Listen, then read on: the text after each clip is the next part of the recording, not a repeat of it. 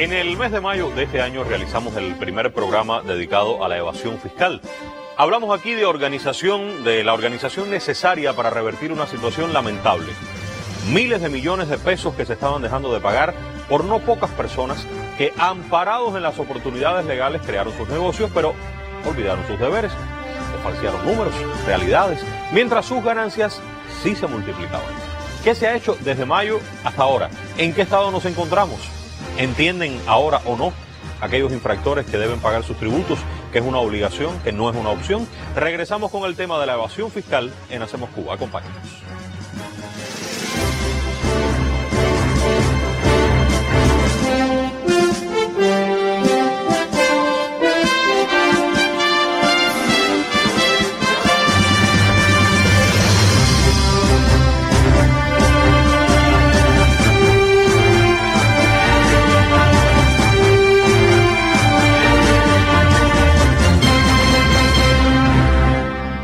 En aquella oportunidad y también en esta nos acompañó la vicejefa primera de la ONAT, Belkis Pino Hernández. Bienvenida, Belkis, nuevamente. Muchas gracias por la invitación. ¿Usted se sintió bien la oportunidad anterior? Sí, cómo no. Por eso regresa y nosotros también nos sentimos muy a gusto con usted. El coronel Oliver Felipe Sariego, jefe del órgano de enfrentamiento a los delitos contra la economía de la Dirección Técnica de Investigaciones, lo que todo el mundo dice el DTI, pero siempre insisto, porque es una dirección, la DTI. Bienvenido una vez más, coronel, también repite con nosotros. Gracias por la invitación y un saludo a la teleaudiencia. Y en su primera oportunidad, Milagros Vera del Campo. Milagros es Contralora Jefa de Dirección en la Contraloría General de la República. Contralora, bienvenida al programa en su primera oportunidad. Muchas gracias, Humberto. Un placer para estar aquí con ustedes. Evasión del fisco. Es evidente que hay responsabilidad de la Contraloría, del MININ, de la ONAT, pero quiero comenzar con el coronel.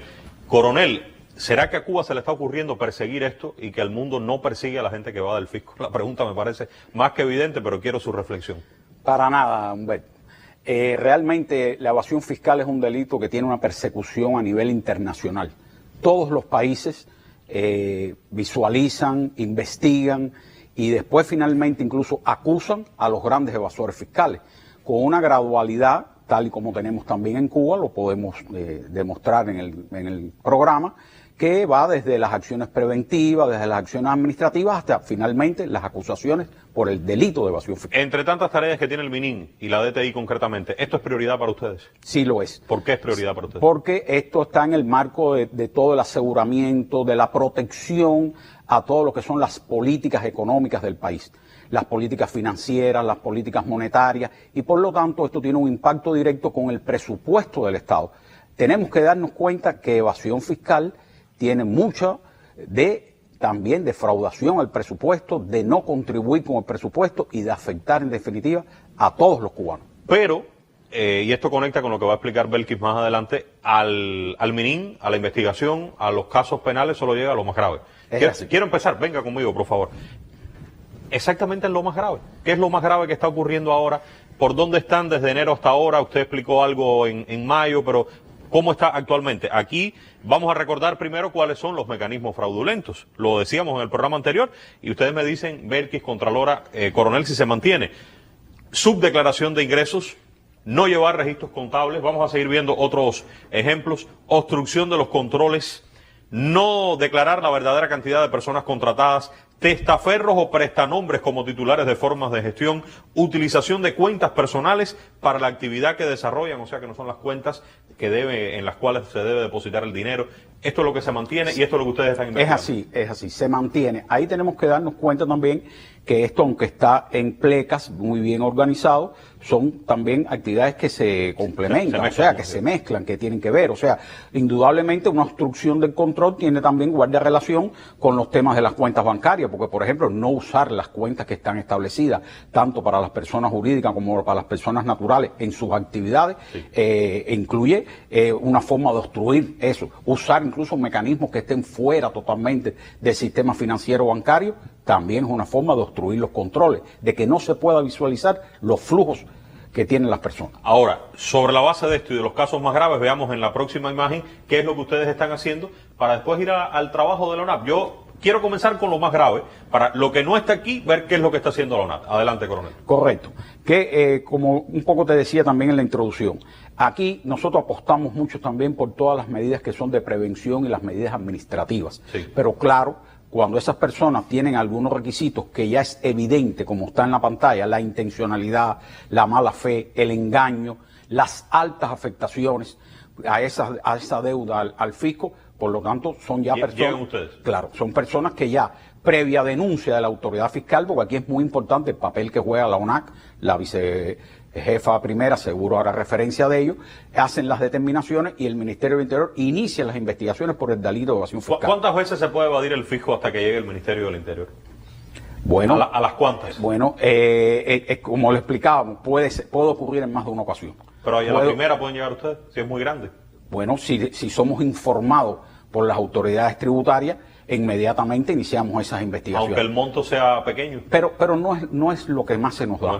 No es lo que más se nos da. Fíjese que algunas estadísticas que están ahí reflejan, cuando veamos después los datos incluso de las acciones administrativas que ha hecho la ONAC, alguien que esté viendo el programa, por supuesto, podrá decir pero lo que ha hecho el MININ es muy poco. No, es que nos hemos concentrado en la selección de aquellas personas que tienen esa lesividad, esa gravedad en su accionar. Por eso es lo que está reflejado en pantalla, que son 101, actualmente en este año son 101 denuncias 101. por el delito de evasión fiscal. En todas las provincias. En todas las provincias, en el municipio especial de la juventud. Todos los territorios han estado impactados con ese tipo de delitos.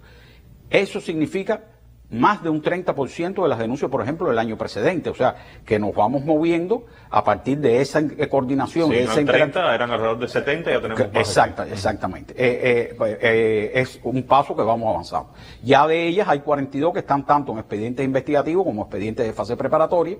Y dos elementos que nos parece importantes son, primero, que más del 80% de las personas han confesado su responsabilidad en la autoría de esos delitos. Cuando ustedes investigan, más del 80% dice, es verdad, yo no pagué. Lo hice, no pasen más trabajo conmigo, es verdad que lo hice. Pero no es solo no pagué, sino, insisto, en las acciones que hice para no pagar. Claro. Como engañé. Todo esto, mala fe, engaño, intencionalidad. Exactamente.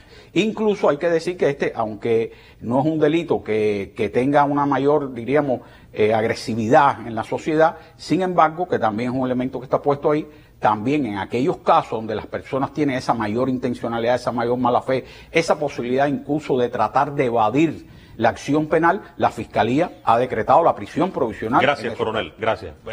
Le pido que tome asiento. Ahora, esto, insisto que es lo más grave, porque la ONAV viene haciendo, y se explicaba que sobre todo en materia de unir se viene haciendo bastante.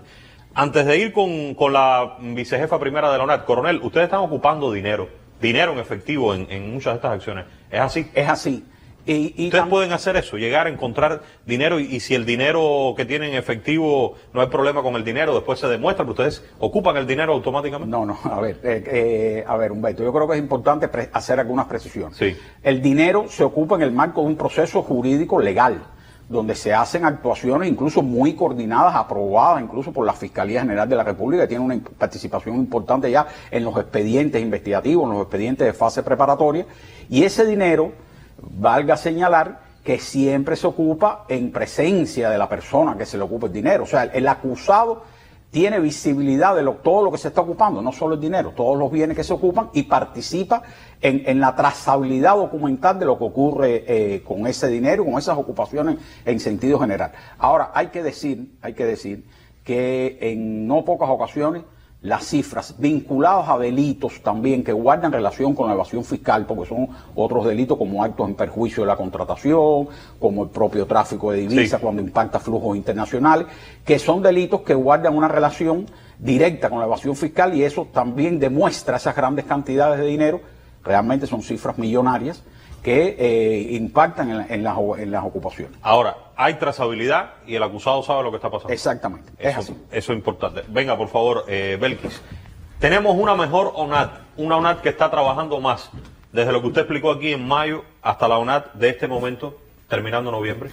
No te pudiera decir que es una mejor o peor ONAT, pero lo que sí te puedo decir que es una ONAT que está trabajando en función del fortalecimiento del control fiscal. Bueno, usted a me ha dado partir de las mismas cosas que vimos en el otro programa. Usted me dio este dato, que al cierre de octubre 179.000 acciones han fíjense, han llegado a adeudos totales de 4.628.828.000 pesos. Este dinero, si no es por las acciones de ustedes y las conjuntas, no hubiera ingresado al presupuesto del Estado. Claro, claro que no. Esas son acciones que se hacen y al momento de hacer la acción son dineros dejados de aportar por el contribuyente. O sea que en ese número, lógicamente, están también las sanciones, los recargos y las multas. Sí, las multas también. O sea que sí, aquí las multas, vamos a eliminar un %. ¿Es Sí. lo más grande de las multas? ¿O No, siempre el principal. O sea que 4.000, por lo menos 4.000 millones de pesos que la gente no iba a pagar al fisco. ¿Es así? Dicho de otra manera. Así. Y que ahora sí van a estar en el Ahora presupuesto. están en el presupuesto. Explíqueme cómo se puede entender esos 4.000, casi 4.000. Lo primero que decirle, Humberto, en el programa anterior hablamos que para tener un buen control fiscal, Sí. lo primero que se necesita es contar con información.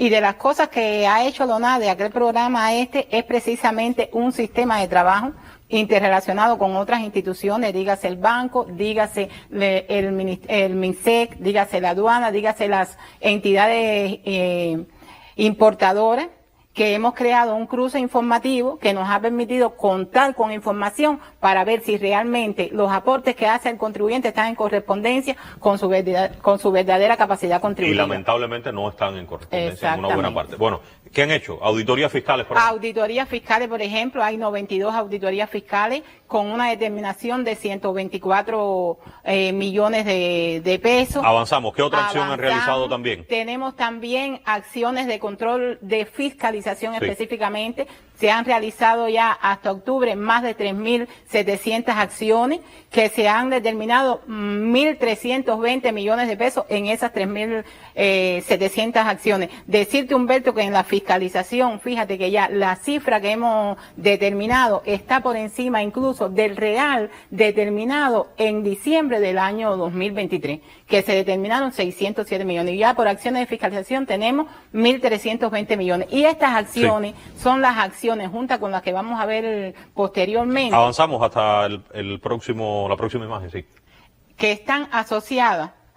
Se revisó el cumplimiento de obligaciones de 175.000 contribuyentes y de eso se detectaron subdeclaraciones en 114.000 y se le determinó deuda por 3.183. 3.183 millones. Exactamente. Estas dos últimas acciones están más asociadas a acciones dirigidas a las importaciones y a revisar si lo que está aportando el contribuyente está en correspondencia con los ingresos reales. ¿Para dónde va todo ese dinero? Esos 4.628 millones de pesos. La mayoría de estos dineros van a los presupuestos locales, es decir, de al los presupuesto municipios. del municipio y al presupuesto de la provincia. Si tenemos en cuenta que la mayoría de los adeudos que estamos determinando son precisamente por los contribuyentes que están realizando importaciones y que al momento de pagar su impuesto sobre las ventas no aportan en correspondencia con esos dineros. Hago una pausa. La Contraloría tiene responsabilidad en el control de este dinero que se está recaudando, el control del presupuesto, o sea, los presupuestos locales, como ha explicado la vicejefa primera.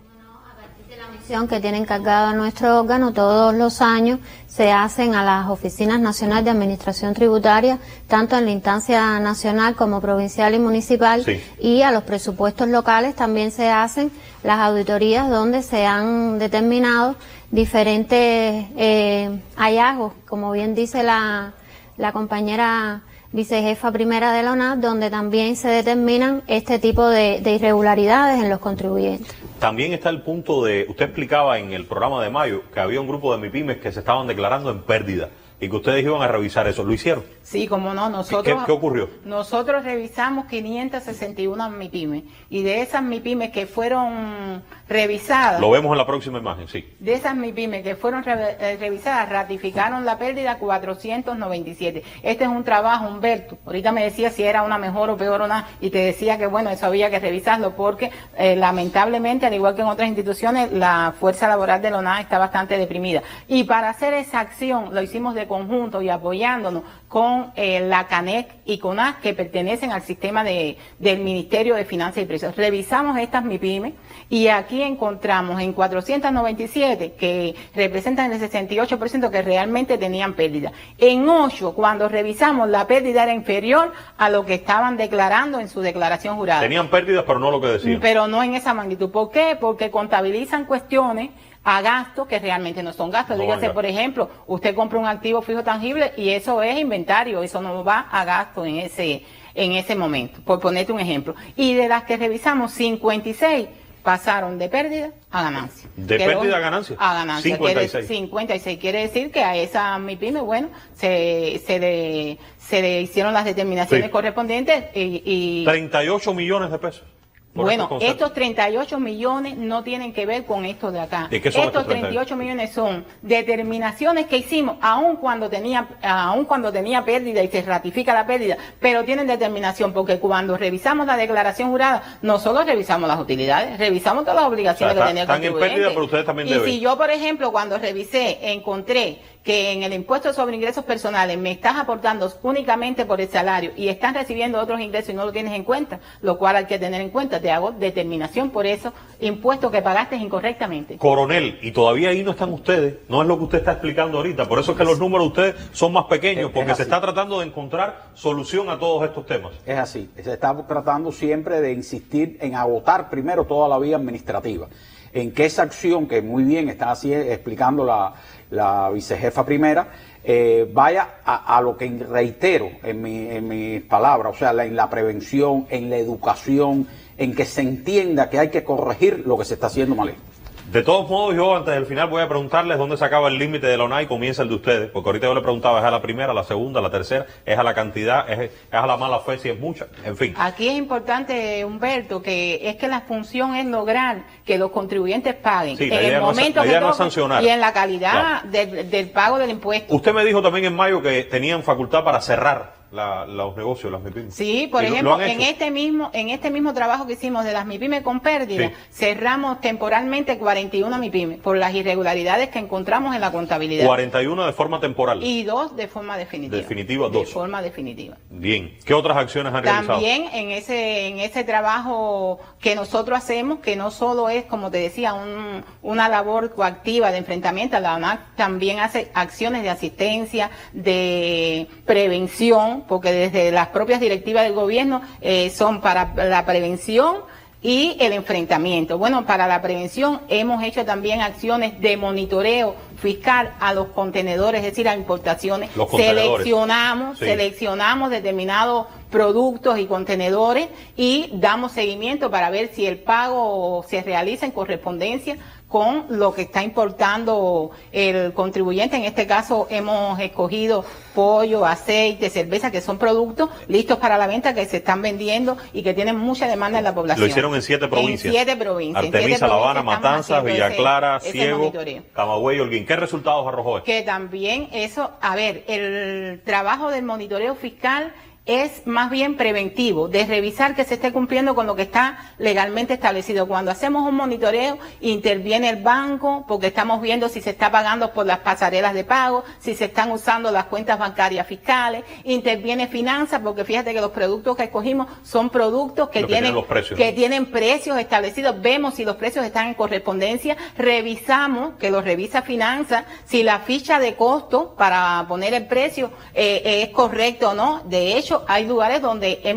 se ha bajado y se ha vendido el pollo por debajo del precio establecido en la resolución porque la ficha de costo da un precio más bajo. Y es un acompañamiento porque al momento en que se está haciendo el monitoreo, el contribuyente no tiene la obligación de pagar, el contribuyente paga después, antes del día 20 del próximo mes. Es un acompañamiento y también eso hace que el contribuyente se disciplina, que haya una percepción de riesgo de que si no lo hago bien puedo tener una determinación. Cuando conversábamos ayer, usted dijo una frase que el coronel, la contralora, les gustó, a mí también. Usted decía el hecho económico y después tiene que darse primero para después entonces cobrar el impuesto. Por eso la importación y después cobrar. Ustedes lo que vienen es a revisar qué está pasando. La importación, la venta y después que esté la venta cobro. En esto de revisar las importaciones y los contenedores, en la próxima imagen tenemos algunos resultados de lo que esto ha arrojado. ¿Tiene que ver con esto?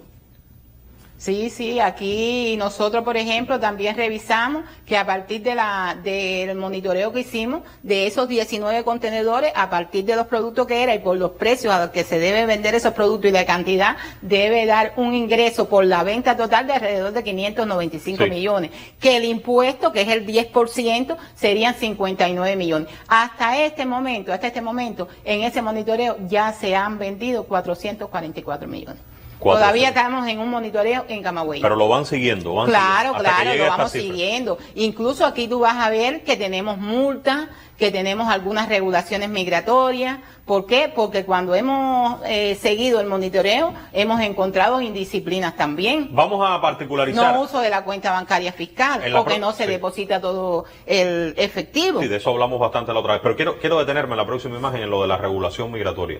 ¿Siguieron haciendo esto de regular que no pueden salir del país las personas que tienen deuda? Sí, cómo no. Esta es una medida que ha dado muy buen efecto. Hasta este momento tenemos regulados 9.052 contribuyentes y se han desregulado 2.744 porque ya pagaron su deuda. Una vez que pagan, se desregulan. Bien, gracias. Bueno, le pido que tome asiento.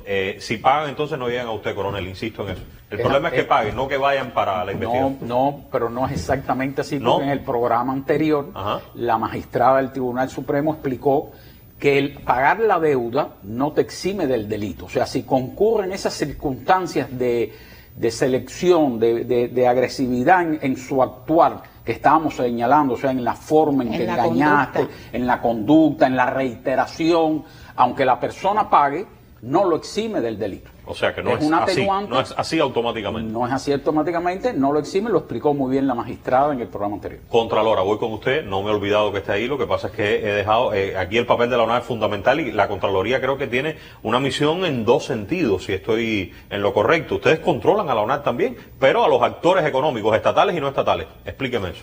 Sí, como lo dije anteriormente, nosotros a partir de la misión que tiene nuestro órgano, todos los años se hacen este tipo de auditoría con el interés de medir la eficiencia y eficacia del cumplimiento de la ley tributaria en la Oficina de Administración Tributaria, donde se han determinado limitaciones y riesgos en el aumento y en el incremento de la recaudación y en la detención y el enfrentamiento al delito de evasión fiscal. Sí.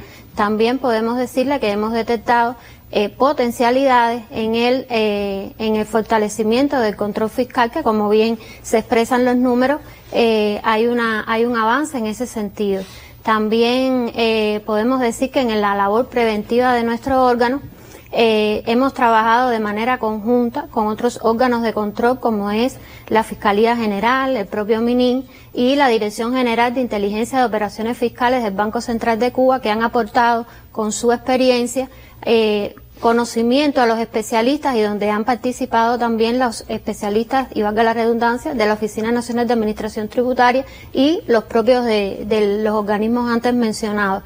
También quisiera señalar que hemos trabajado de manera conjunta también en la actualización de este último resultado que expresó la vicejefa primera de la ONAV con respecto al cumplimiento del artículo 94 del reglamento de la ley tributaria, donde se exime, se cancela la salida del país de las personas que tengan deuda tributaria O sea, participaron ustedes también en esta. Exacto.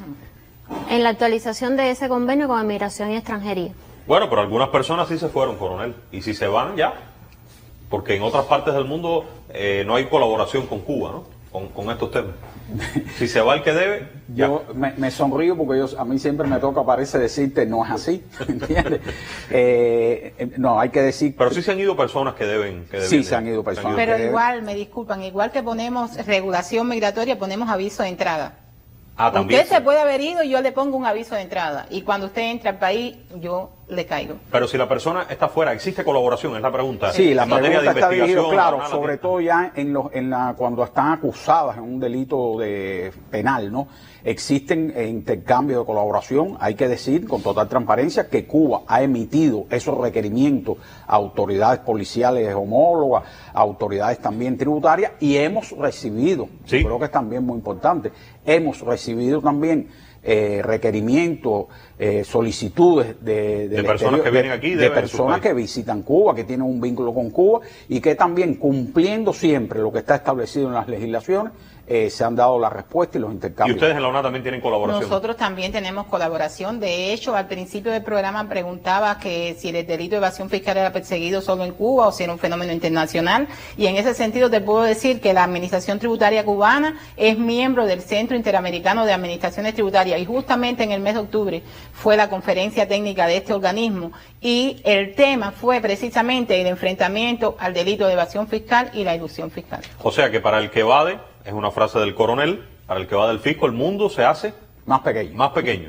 A donde quiera que vaya puede ser encontrado. Contralor, ¿alguna idea para el final? Creo que la cuestión de que también ustedes están apoyando a la ONAT y controlando a la ONAT. Quisiera puntualizar eso brevemente. Sí, nosotros quisiéramos expresar de que, bueno, siempre a partir de nuestra misión de control también tenemos la acción preventiva y que en cada acción de control que nosotros realizamos surge un plan de medida que le da un valor agregado a la acción de control que hacemos y a partir de ese cumplimiento del plan de medida, pues nosotros estamos contribuyendo también a la prevención de la evasión fiscal y al fortalecimiento del control fiscal. Un último no como respuesta para el coronel. Usted no será ascendido por tener a más personas investigadas por este delito. El problema no es ese. El problema no es ese. Ni más detenidos por este tema. El problema es, reitero, la educación, la influencia para tener una cultura tributaria. Que sí, efectivamente, y coincidimos todos, en estos días de preparación lo veíamos, nos falta mucho todavía por tener esa cultura de comprender que con lo que yo pago también estoy haciendo por mi país, por el prójimo, por el que está al lado mío. Y por mí mismo, por mi propia familia. Aunque recuerdo, con esto termino, que la vicejefa decía, ojo con eso de que no hay cultura tributaria en Cuba, porque el que va del fisco tiene tremenda cultura. ¿Es así? ¿Usted lo dijo o no lo dijo? Bueno, no, sí porque lo lo sabe digo hacer y bien. lo mantengo, es un criterio mío. Sí. De hecho, hay personas que conocen las leyes y lo que hacen es utilizar lo que tienen las leyes para ver cómo pago menos impuestos. ¿Cómo pago menos? Bueno, sin dudas este tema pasa primero por la disciplina de cada cual, porque pagar los tributos es una obligación, no hay discusión. Pero si la voluntad no se impone, como ocurre donde quiera, se van a activar mecanismos. Vamos a seguir con el tema la próxima semana en Radio Rebelde, después de las 7 de la mañana. De esos mecanismos que ya hemos visto aquí, que se perfeccionan, se consolidan, pero que van funcionando cada vez mejor. La idea no es sancionar, la idea es que cada cual cumpla esas obligaciones y lo haga así, de forma tal que desarrolle su actividad sin contratiempos. No olvidemos, ya se acaba de decir, que con el pago de los tributos nos debemos beneficiar absolutamente todos. Volveremos con el tema. Gracias por la atención.